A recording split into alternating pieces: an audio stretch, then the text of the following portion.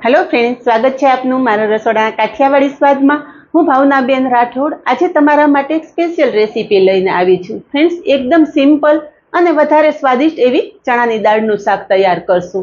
तमे होटल के रेस्टोरंट में खाधुं हशे ने एना करता पण वधारे स्वादिष्ट आ शाक तैयार थशे। तो विडियो बिल्कुल स्कीप कर्या वगर जोजो अने विडियो पसंद आवे तो विडियोने लाइक शेर अने सब्सक्राइब करी पासे रहेलुं बेल प्रेस करो जेथी आवनारा नवा विडियो सौथी पहेला आपने मळे।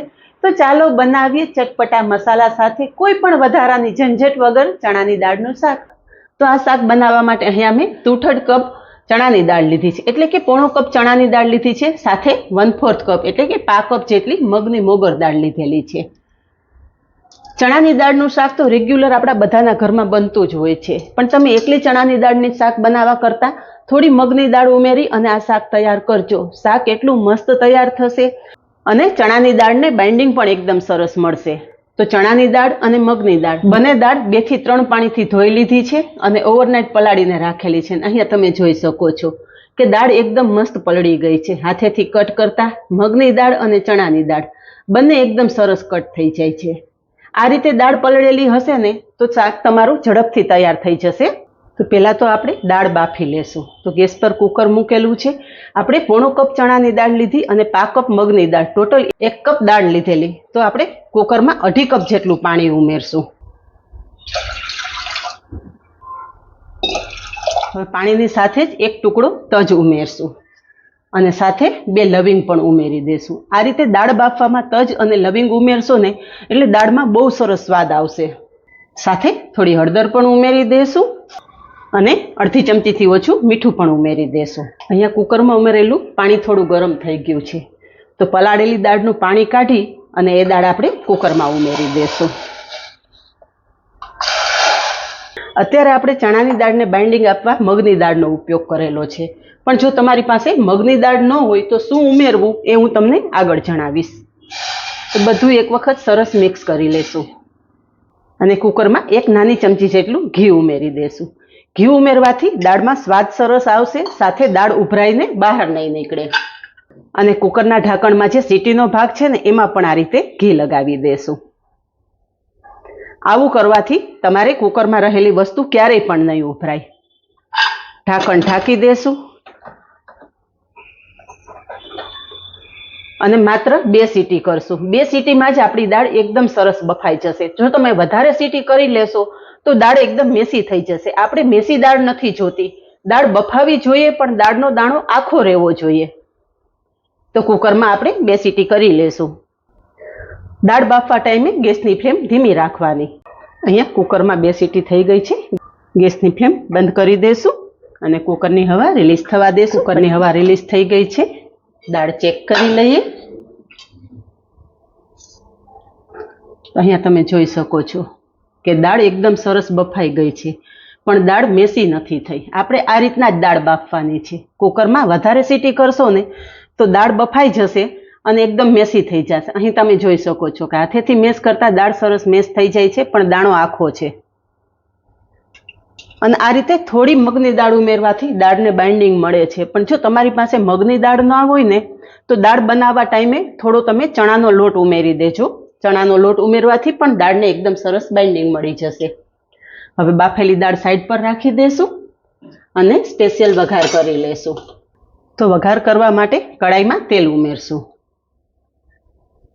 તેલની સાથે જ 1 ચમચી ઘી પણ ઉમેરી દેશું। હું અત્યારે ઘી અને તેલ બંનેનો ઉપયોગ કરું છું, પણ તમે ઈચ્છો તો એકલા તેલમાં કે એકલા ઘીમાં પણ આ દાળ બનાવી શકો છો। તેલ ગરમ થતાં અડધી ચમચી રાઈ ઉમેરશું, અડધી ચમચી જીરું અને સાથે 15 થી 20 મેથીના દાણા પણ ઉમેરી દેશું। મેથી ઉમેરવાથી આ ચણાની દાળના શાકમાં બહુ સરસ સ્વાદ આવે છે। હું તો તમને સજેસ્ટ કરી કે દરેક વઘારમાં તમે થોડો મેથીનો ઉપયોગ કરો। મેથીનો ઉપયોગ આપણી હેલ્થ માટે પણ ખૂબ જ સારો રહે છે અને શાક કે દાળનો સ્વાદ પણ બહુ સરસ આવે છે। તો અહીંયા રાઈ, મેથી અને જીરું એકદમ સરસ કકડી ગયા છે। તો મેં 2 લીલા મરચાં, 1 ટુકડો આદુ અને 5 કળી લસણનું આ રીતે અધકચરી પેસ્ટ કરેલી છે। આદુ મરચાં અને લસણનો ઉપયોગ કરતા હોય ને એટલે આ રીતે અધકચરી પેસ્ટ કરવાની, એકદમ બારીક નહીં પીસી લેવાના। આદુ મરચાંની પેસ્ટ એકદમ સરસ સાંતળી લેશું। આદુ મરચાંની પેસ્ટ સરસ સંતળાઈ ગઈ છે. તો 12 થી 15 મીઠા લીમડાના પાન આ રીતે મેં નાના ટુકડામાં સમારી લીધા છે. મીઠા લીમડાના પાન પણ આ રીતે સમારીને ઉમેરવા, જેથી દાળ કે શાકમાં એકદમ સરસ મિક્સ થઈ જાય. હવે થોડી હિંગ ઉમેરશું અને 2 મીડિયમ સાઇઝના ટમેટા મેં આ રીતે અધકચરા ક્રશ કરી લીધા છે. તમે ઈચ્છો તો બારીક સમારીને પણ ઉમેરી શકો છો કે પછી ફાઇન પેસ્ટ કરીને પણ ઉમેરી શકો છો. બધું એકદમ સરસ મિક્સ કરી લેશું. અહીંયા તમે જોઈ શકો છો કે ટમેટાના કોઈ મોટા ટુકડા પણ છે. કોઈ પણ શાકમાં તમે ટમેટાની પેસ્ટ કરતાં આ રીતે અધકચરી ક્રશ કરેલી પેસ્ટ અથવા તો બારીક સમારેલ ટમેટા ઉમેરશો ને તો ટમેટાનો બહુ મસ્ત સ્વાદ આવશે. હવે મસાલા કરી લેશું. તો મસાલામાં સ્વાદ પ્રમાણે મીઠું, આપણે દાળ બાફવામાં મીઠું ઉમેરેલું એટલે મીઠું જાળવીને ઉમેરવાનું. સાથે 2 ચમચી લાલ મરચું પાવડર ઉમેરશું. લાલ મરચું પાવડર પણ તમારા સ્વાદ મુજબ તમે વધારે કે ઓછું કરી શકો છો. થોડી હળદર ઉમેરશું. હળદર પણ આપણે દાળ બાફવા ટાઈમે ઉમેરેલી એટલે હળદર પણ જાળવીને ઉમેરવાની. 1 ચમચી ધાણા જીરું પાવડર ઉમેરશું અને બધું એકદમ સરસ મિક્સ કરી લઈશું. મસાલો સાતળવા ટાઈમે ગેસની ફ્લેમ એકદમ ધીમી જ રાખવાની છે. કોઈ પણ શાક બનાવો તમે ધીમા ગેસે બનાવશો ને એટલે શાકની મીઠાશ એકદમ રહેશે અને સાથે શાક સ્વાદિષ્ટ પણ બનશે. ટમેટા સરસ સંતળાઈ ગયા છે તો મારા મસાલામાં એડ કરેલો એક નવો મસાલો પણ ઉમેરીશ. એ છે સરગવાનો પાવડર. ફ્રેન્ડ, સરગવાના પાવડરની રેસીપી હું ઓલરેડી તમારી સાથે શેર કરી ચૂકી છું. હું હંમેશા દાળ કે શાક કે લોટ બાંધવામાં બધામાં હું અડધી ચમચી જેટલા સરગવાના પાવડરનો ઉપયોગ કરું છું. સરગવાનો પાવડર પણ આપણી હેલ્થ માટે ખૂબ જ ઉપયોગી છે. તો આપણે અત્યારે પણ અડધી ચમચી સરગવાનો પાવડર ઉમેરી દેશું. અત્યારે મેં વઘારમાં ડુંગળીનો ઉપયોગ નથી કરેલો, પણ તમે ઈચ્છો તો આની સાથે ડુંગળી પણ ઉમેરી શકો છો. જો ડુંગળી ઉમેરતા હોય તો પહેલાં ડુંગળી ઉમેરી દેવાની અને પછી ટમેટા ઉમેરવાના. ટમેટાનો કાચો સ્વાદ જતો રહે ત્યાં સુધી ટમેટા સાંતળી લેવાના છે. અહીંયા તમે જુઓ કે ટમેટા એકદમ મસ્ત સંતળાઈ ગયા છે અને તેલ એકદમ છૂટું પડવા માંડ્યું છે. દાળમાં તમારે એકદમ પ્રોપર સ્વાદ જોતો હોય તો આવી બધી નાની નાની ટિપ્સ તમારે ખાસ ધ્યાનમાં રાખવાની. બધું જ એકદમ સરસ સંતળાઈ ગયા પછી બાફેલી દાળ છે એ કડાઈમાં ઉમેરી દેશું અને બધું એકદમ સરસ મિક્સ કરી લેશું. બધું જ સરસ મિક્સ થઈ ગયું છે. ઢાંકણ ઢાંકી દેશું. 2 થી 3 મિનિટ દાળને એકદમ સરસ સીજવા દેશું. થોડી વાર પછી દાળ ચેક કરીએ. એકદમ લચકા જેવી આપણી દાળ તૈયાર થયેલી છે. હવે દાળ તો તૈયાર થઈ ગઈ, પણ દાળ ઉપર આપણે એક સ્પેશિયલ વઘાર કરી લઈએ જેથી દાળનો સ્વાદ એકદમ સરસ ડબલ થઈ જાય. તો દાળ સાઈડ પર રાખી દઈશું અને ગેસ પર વઘારિયામાં આપણે થોડું તેલ ઉમેરશું. તેલ ગરમ થતાં અડધી ચમચી જીરું ઉમેરશું. જીરુંની સાથે થોડી હિંગ પણ ઉમેરશું. હિંગનો ચટકારો આ રીતે ઉપરના વઘારમાં બહુ સરસ લાગે છે. એક સૂકું લાલ મરચું ઉમેરશું અને ગેસની ફ્લેમ બંધ કરી દઈશું.